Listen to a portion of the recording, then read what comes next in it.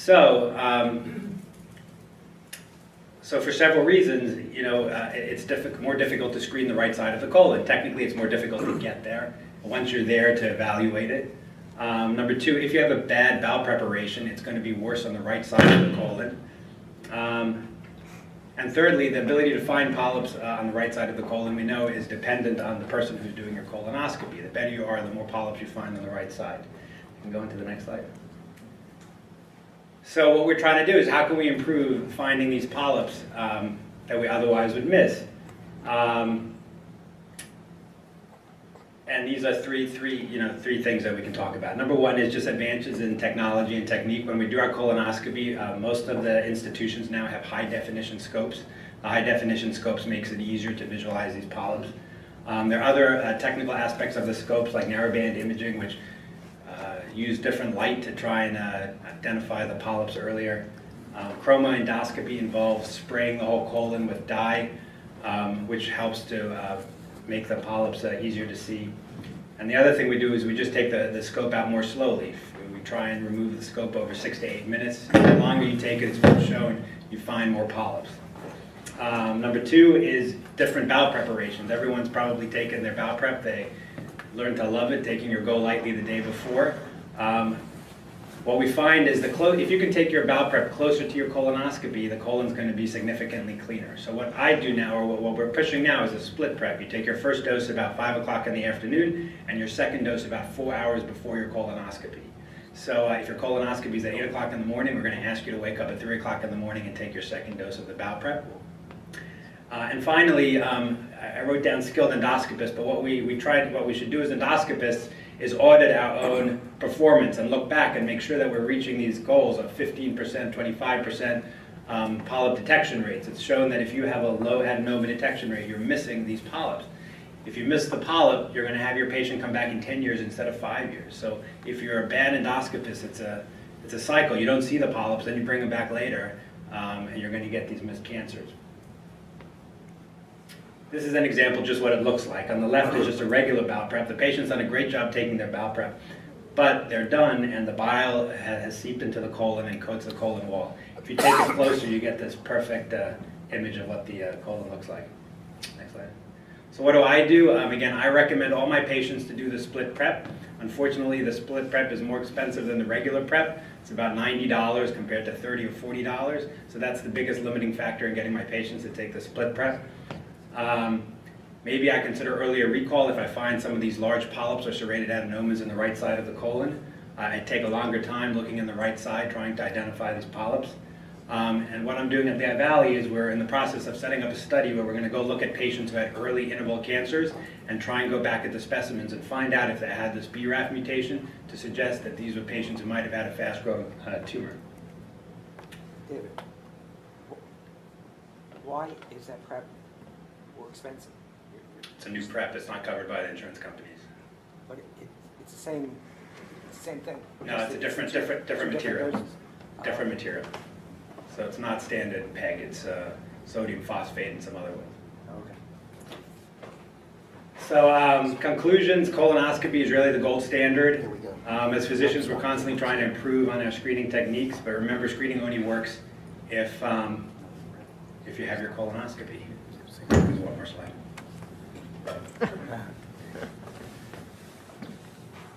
Any questions?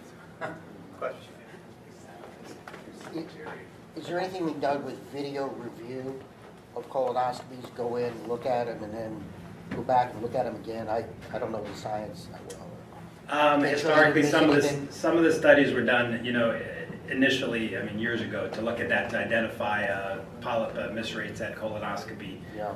But I don't think anyone has done any kind of study like that recently. What genetic testing are available when you have a situation where you have a father and all 3 siblings, had colon cancer? There's basically really 2 polyp cancer syndromes that we talk about. One is a familial adenomatous polyposis, FAP. That's an autosomal dominant gene, so it's passed down in a dominant fashion. Patients who have FAP are all going to develop colon polyps, and they're all going to develop colon cancer in their lifetime. So once we diagnose you with FAP, at some point you're going to get your colon removed. The second polyp syndrome is called HNPCC, hereditary non-polyposis colon cancer. And we've identified several of the genes that are associated with that syndrome. So if you have a lot of the risk factors, which are what you talked about, there's actually a set of criteria, the Amsterdam criteria. We're going to send you to the genetic counselors to get genetically tested, associated with uterine cancer, gastric cancer, some other kinds of cancers. Do you have any data regarding the compliance with colonoscopy?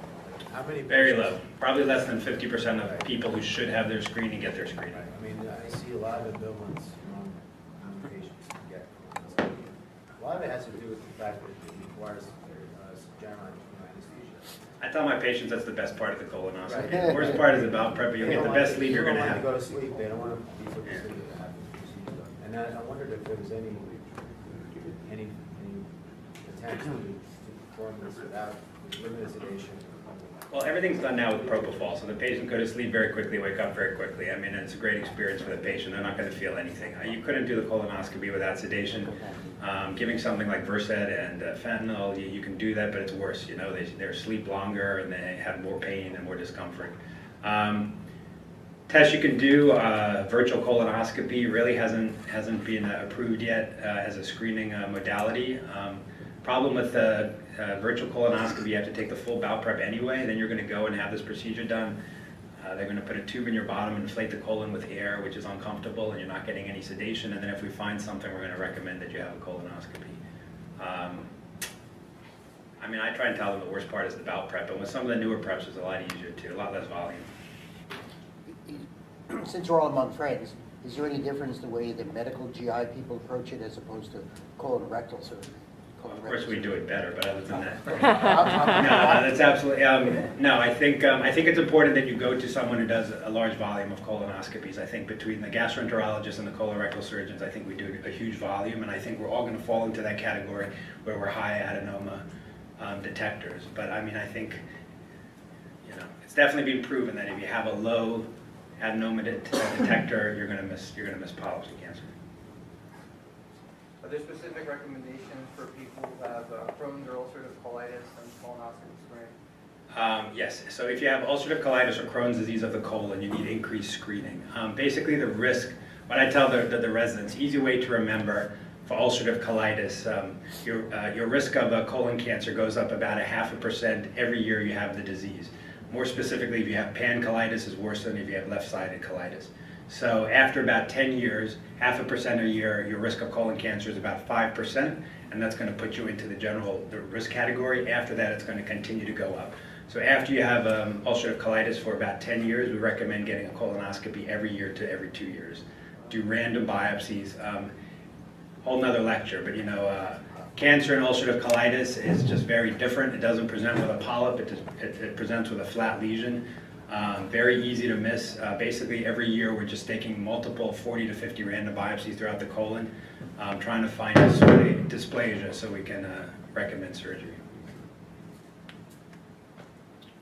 All right, I hope I didn't take too long. Got one more question. I've often been kind of perplexed by the interval recommended for follow-up. We get reports back that could say any combination of things. You see normal colonoscopy, follow-up in 5 years, which doesn't seem to follow the guidelines. Without a family history, you see with normal polyps, or with like a single or a few adenomatous polyps, follow-up in 1 year, 2 years, 3 years, 5 years. I mean, every kind of random recommendation seems to come up. Yeah, you see follow-ups in 2 years, you see follow-ups in 7 years. I think they've done surveys among the societies, and it's true. A lot of doctors don't follow the recommendations, and I think most of us are concerned about the time interval and the risk of developing cancer in that time interval. The recommendation of 10 years is based, on this these initial studies or initial information, and sometimes it just seems like a long time. So you're right. I think a lot of people don't always follow the recommendations. I will affect, things that will affect my recall will be: was it a good bowel preparation? Am I worried that I missed smaller polyps? Was it a technically difficult colonoscopy? Could I have missed a smaller polyp? I might bring them back in 5 years. So I want to thank David. This is a great opportunity to ask any more questions. David was kind enough to come speak with us this morning. He has a family commitment at 11 o'clock. He came anyway, so I really want to thank him. He is going to be leaving. So if there's any questions for David, this will be the last opportunity here because he's going to go. Great, thanks. Okay, next. Yeah, you can stay seated. Stay seated if you bring want. them. I don't know. If we don't need the mic, like it's too loud, we'll probably just move it here. You can lower it. Frank, why don't you just remove the mic and put it on? There we go. How's that?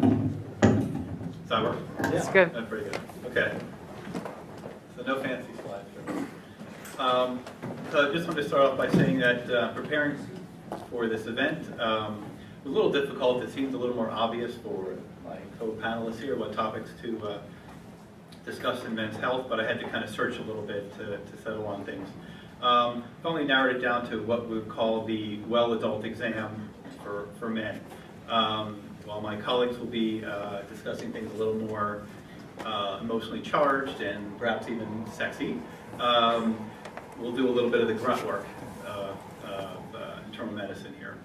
And you know, overshadowed by these glamour specialists, colorectal surgery and urology. So It's not so glamorous. So the goals of the well adult exam, well adult male exam, are to incorporate evidence-based guidelines toward the promotion of optimal health. Main source of these guidelines is the United States Preventative Services Task Force, and this tends to drive the guidelines for the American Academy of Family Practice and most of the other organizations. But before I get into that, I'm going to throw out a few statistics that are interesting food for thought. So a few random things. 1/3 of men do not have a primary care physician. Okay, we had some private conversations in the before the meeting started. This kind of thing came up. So 1/3 do not have a PCP. 48% of men do not exercise regularly. 33% are obese. 32% have had 5 or more alcoholic drinks in a day in the past year. So that's almost a third. 31% have hypertension. 22% smoke.